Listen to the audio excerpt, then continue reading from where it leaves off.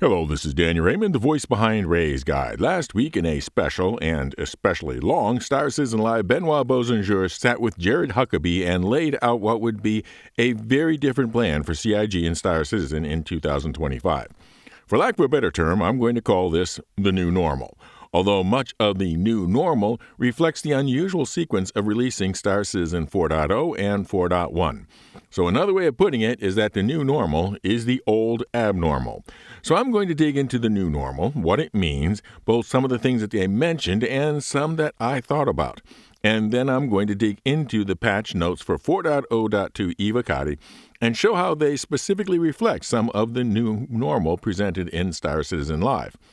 But first, a small side issue. Although also related in the theme of new changes, sharp observers have noted that Tony Zurovec's listing on the CIG team page has had his title changed from Director of the Persistent Universe to Game Director Emeritus.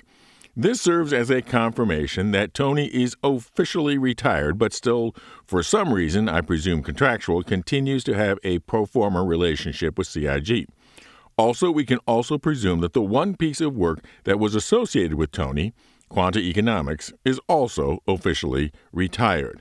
Neither is particularly surprising since nothing has been seen or spoken about from CIG on either of them for years. But I think I should say something since there is something that I believe should be said. The concept of Quanta started out with the answer to a question given to Chris Roberts very early. Could players manipulate the economy? And Chris's often quoted reply was that no, because players represented no more than 1 in 9 of pilots in the verse. But this raised the question, how do we know what those other 9 pilots are doing? Tony's solution was both sophisticated and brute force. Have 100,000 bots playing the game at the same time as we are, not just making decisions on what to haul from where and to where, but also whether to be a hauler or a pirate or just stay in port. So what went wrong? We've never had, and likely never will have, an explanation, but my suspicion was on scalability. A prototype was shown with the bots deciding on hauling routes within Stanton, but with far fewer endpoints in Stanton than are now currently there, much less Pyro and beyond that. Moreover, now a Quanta would not just have to decide between being a hauler and a pirate, but also between those and being a miner and a salvager, and all the places and ways of making money doing those. And then presumably in the future, all of those and being a data runner or a passenger transport pilot, etc., etc. So the potential was absolutely there that the Quanta would be a constantly accelerating massive effort to play catch-up to expanding play opportunities in the physical scope of the game. Or even worse, that the ability to expand the game for us would be held back because the Quanta had to be brought up to speed in it as well. Now, when you work in creative endeavors, whatever the form, one of the toughest parts of the job, and it is part of the job, is to take the thing that you were working on for so long and poured so much of yourself into and say, this isn't going to work. I need to start over. Because if Tony Z was smart enough to design a dynamic economy model for the game, he was also smart enough to design 2. The second being the successor that was workable. But for lack of doing that, we are years behind where we could have been with having a dynamic economy in the game. But in the same vein, CIG has said that this isn't working, we need to start over, is on the feature-focused releases over bug fixes. That is the new normal for 2025. So let's get back to our main subject. The new normal is that there are going to be 2 distinct types of releases, each taking a separate and different path to reach us. Bug features and content releases will carry double dot releases, and they will be arriving on about a 5 or 6 week cadence, or about 9 to 10 each year. They will go through the ePTU and or PTU environments and then to live. Feature releases, for which there will be fewer and smaller since so many fewer resources will be devoted them for the time being, will be single dot releases such as 4.1, 4.2, etc., and will arrive in the tech preview channel and really won't be on any cadence whatsoever. When they are presumed to be performing stably in the tech review, they will migrate to the live. This might mean that some last-minute whiplash on version numbers.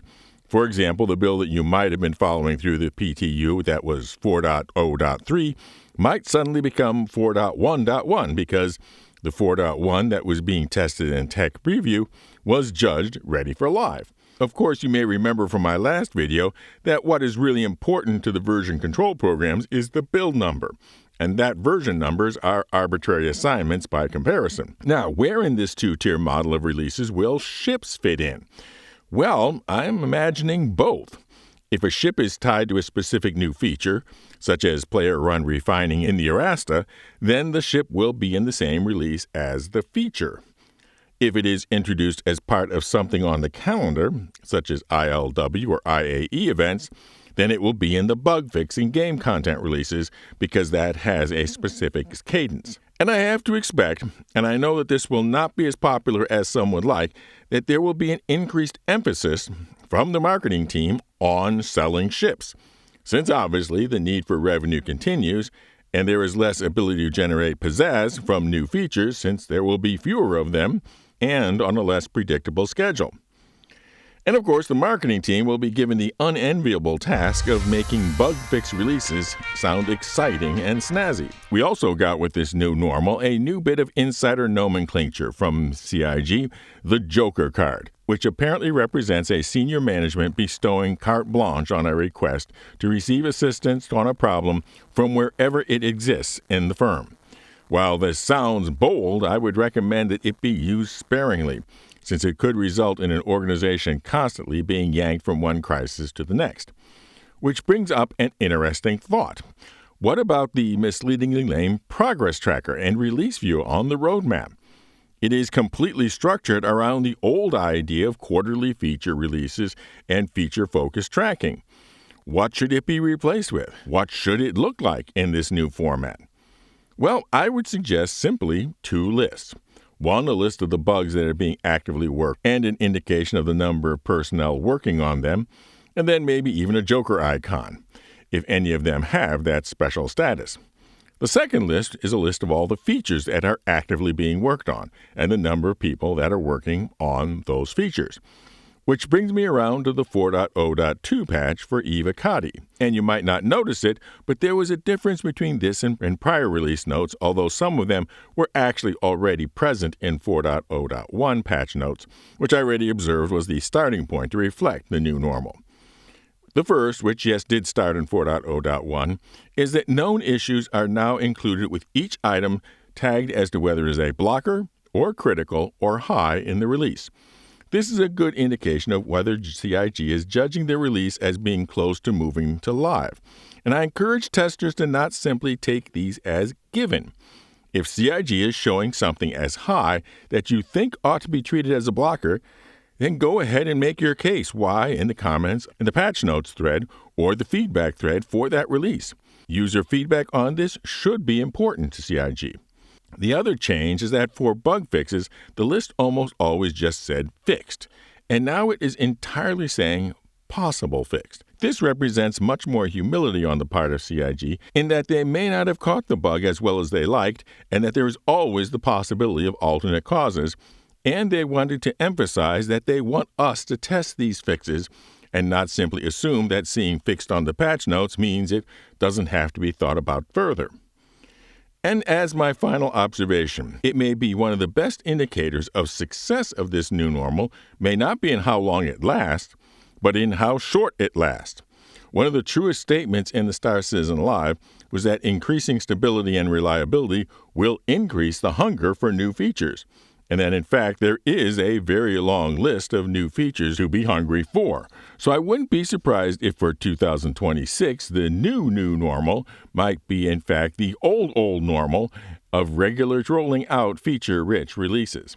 Now for an update on my giveaways. First, we have a special giveaway for the captains of dual VKB Gladiator joysticks coming along nicely there. And I will be developing a special offer for channel members to earn a chance at a Mariah Guardian or a Misk Fortune. And then we have the annual IAE Week giveaway later this year for the seriously shiny stainless steel shipping ship, the Starlancer Max. And then beyond that, the Grow the Channel ship giveaway at 20,000 subscribers for the winner's choice in the marvelous multi-role multiplayer mining meta, the Arasta, or the brand new Big Box Bargain Bazaar, the Merchantman. One entry per video. Members are entered automatically.